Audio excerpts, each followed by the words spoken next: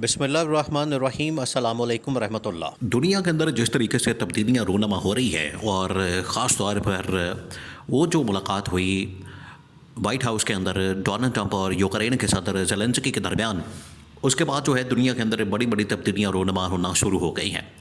जिसमें पहली तब्दीली ये आई है कि यूरोप अब बाकायदा तौर पर पीछे हट गया अमेरिका से। उसने अपनी हिमायत जो है अमेरिका से ख़त्म कर दी है, अमेरिका की हिमायत ख़त्म कर दी है और अपने इत्तेहाद के ऊपर, अपने बलबूते के ऊपर उन्होंने अब खड़ा होने का फ़ैसला किया। इसकी वजह से वो यूक्रेन की जंग में कूद पड़े हैं और उन्होंने कहा कि यूक्रेन के साथ अब हमने लड़ना है, यूक्रेन के साथ मिलकर हमने लड़ना है, यूक्रेन के शान बशाना रहना है। उसके लिए अब हमें जो भी कीमत चुकानी पड़ेगी हम चुकाने को तैयार हैं। मसला क्या है? देखिए, मसला ये है कि अमेरिका जो है वो डॉलर्स देता है, अमेरिका पैसा खर्च करता है, अमेरिका वहाँ पर पैसे लगाता है, अमेरिका वहाँ पर अपना मईशत की तबाही और बर्बादी का बायस बनता है वहाँ पर जब पैसा लगता है। इस वजह से अमेरिका जो है वो तो निकलना चाहता है। तो अमेरिका की तो समझ आती है कि अमेरिका क्यों अपने पैसे वहाँ पर लगाए, अमेरिका क्यों अपने पैसे वहाँ पर झोंके, अमेरिका क्यों अपने पैसे वहाँ पर ज़ाया करें कि जब उसका कोई मफाद ही नहीं, इंटरेस्ट ही नहीं, उसको कोई फ़ायदा नहीं, उसको कोई बेनिफिट नहीं, उसका कोई रिटर्न नहीं, तो अमेरिका क्यों वहाँ पर जाके पैसा लगाएगा। बात समझने वाली बात है, अकल की बात है। इस वजह से डोनाल्ड ट्रंप वहाँ से निकलना चाहता है और डील के तौर पर वो कहता है कि ठीक है, आपने जो मेरा पैसा ज़ाया कर दिया है उसके बदले में, उसके अजाले के तौर पर, मुताबिक तौर पर वो यूक्रेन को कहता है कि यहाँ के जो मादनी मसाइल हैं उसका 30-40% आप हमें दे दें। बात ख़त्म। लेकिन फटा पड़ गया। उधर से यूरोप जो है वो इत्तेहाद बना के बैठ गया और अब पाकिस्तान को बीच में घसीटा जा रहा है। देखिए, दुनिया के अंदर ये पिछले 25-30 साल की आप मिसाल उठा के देख लें। ये तो बड़ी अच्छी बात है कि जो वर्ल्ड वॉर 1 हुई, पहली जंग अज़ीम हुई, दूसरी हुई, उसके अंदर तो पाकिस्तान कभी वजूद नहीं आया था, हमारे से वजूद में नहीं आया था, वरना उसमें भी पाकिस्तान किसी न किसी स्टेज के ऊपर घुसा होता और वहाँ पर भी पाकिस्तान के कारनामे नज़र आ रहे होते। बहरहाल उस वक्त तक तो पाकिस्तान बना नहीं था, लेकिन सब कॉन्टिनेंट की फ़ौजें और यहाँ के लोग और यहाँ के अवाम जो है उसके कारनामे और उसकी कहानियाँ जो हैं वो ज़रूर इस वक्त किताबों के अंदर, तारीख़ के अंदर और डॉक्यूमेंट्रीज़ के अंदर मिलती हैं कि किस तरीके से वर्ल्ड वॉर 1 में और 2 में यहाँ के लोगों को इस्तेमाल किया गया। अब पाकिस्तान का जिक्र हो रहा है और पाकिस्तान की गवर्नमेंट, पाकिस्तान की इस्टेब्लिशमेंट। अब बात है कि तारीख़ के ऊपर किसकी नज़र है, तारीख़ से कौन सीखता है और तारीख़ से सीख के सबक हासिल करके आगे का फ़ैसला करता है। सारा मसला इसके ऊपर आके ख़त्म होता है। ये कौन ये फ़ैसला करता है और किसके पास असल में तारीख़ का सही नॉलेज है। तारीख़ ये कहती है कि जब भी आप किसी पराई जंग के अंदर जाते हैं तो आपको नुकसान होता है। ये इमरान खान का पहले दिन से ये कहना था।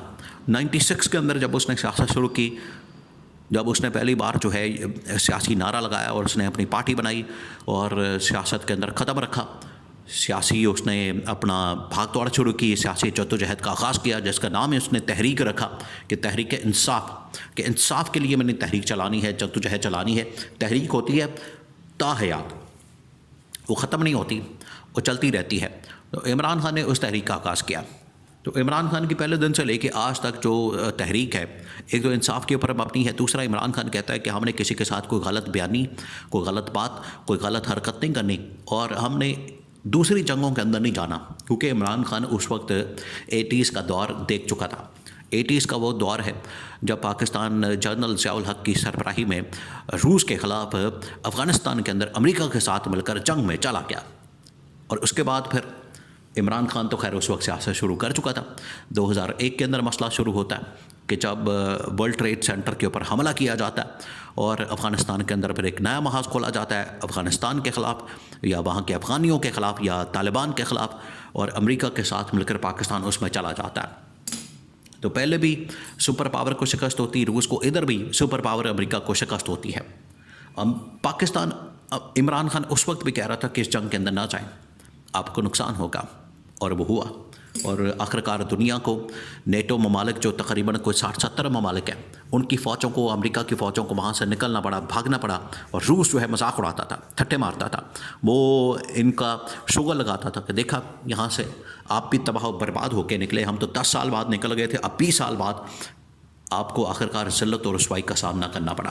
तो आज सूरत हाल क्या बन गई है? ये है तारीख़, ये है हिस्ट्री। अब आज सूरत हाल ये बन चुकी है कि पाकिस्तान बार बार इनको समझा रहा है। इमरान खान का जो ख़त है जो आलमी सतह के ऊपर इस वक्त बड़ा वायरल हुआ, जब टाइम्स के अंदर लगा, टाइम मैगज़ीन के अंदर लगा, तो पूरी दुनिया के अंदर वो वायरल हो गया।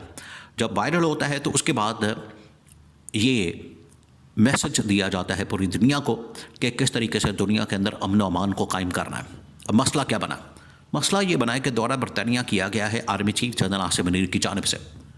अब वो इस सिचुएशन में रख के देखा जाए, आज की जो करंट सिचुएशन है, सिनारियो है, तो आपको कहानी समझ आ जाएगी कि बरतानिया ने क्यों बुलाया। भाई बरतानिया को क्या ज़रूरत पड़ गई कि पाकिस्तान के आर्मी चीफ को बुलाए?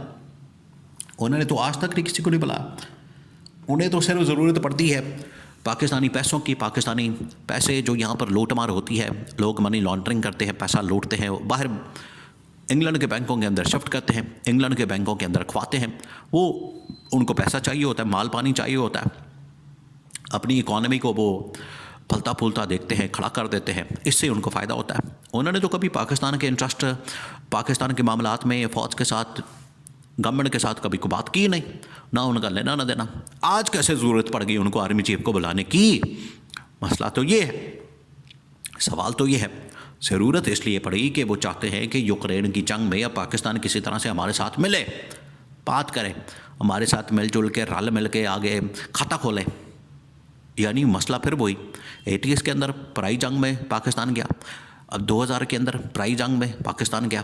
आज भी इसको धकेला जा रहा है कि यूक्रेन में बढ़ जाए, जो कि इमरान खान ने इनकार कर दिया था कि हमने नहीं जाना। फिर इमरान खान की हुकूमत का तख्ता उलट दिया क्या बाइडन ने। बाइडन क्योंकि और सोच का आदमी था। ट्रम्प कहता है कि ठीक है जंगें बंद करो। अब इस वजह से ये मसला शुरू हो गया, मसला पैदा हो गया कि अब पाकिस्तान जो है वो किस तरफ जाएगा। ये अब सबसे बड़ा सवाल है, ये अब सबसे बड़ा इशू है कि पाकिस्तान किस तरफ जाएगा। अब पाकिस्तान क्या यूक्रेन के ख़िलाफ़ अगर होता है तो इसका मतलब है कि यूरोप के ख़िलाफ़ हो जाएगा, और यूरोप के अंदर पाकिस्तान की सारी सपोर्ट और एक्सपोर्ट होती है, यूरोप से हाथ तो बैठेगा। GSP+ स्टेटस जो है वो आपका ख़तरे में पड़ जाएगा। और अगर यूक्रेन के साथ खड़ा होता है, यूरोप के साथ खड़ा होता है, तो उधर से अमेरिका जो है वो आपसे नाराज़ हो जाएगा। तो किधर जाएंगे आप? अब आप फंस गए। इस वजह से वो जो न्यूट्रल रहने की पॉलिसी थी कि आपने मुल्कों के साथ, इमरान खान की खारजा पॉलिसी, अब देखिए वो विज़न कैसा वो फिट बैठ रहा है इस सिचुएशन के अंदर। और वो इमरान खान ने कहा था कि आपने ये पॉलिसी अपनानी है, हमने किसी जंग के अंदर नहीं पड़ना, कोई रौला नहीं, कोई स्यापा नहीं, हमने अपने मफाद को देखना है, इंटरेस्ट को देखना है, मुल्क को देखना है, अवाम को देखना है, पाकिस्तान को देखना है। अगर वो होगा ठीक है, वरना किसी लड़ाई झगड़े में, जंग में पड़ने का कोई फ़ायदा नहीं। तो ये इमरान खान का मौक़िफ़ था। तो आज अगर अमेरिका ने बुला लिया पाकिस्तान को कि आए, किस चक्कर में आप फिर रहे हैं, तो फिर ट्रम्प का जो मूड है वो आपके सामने आ चुका है।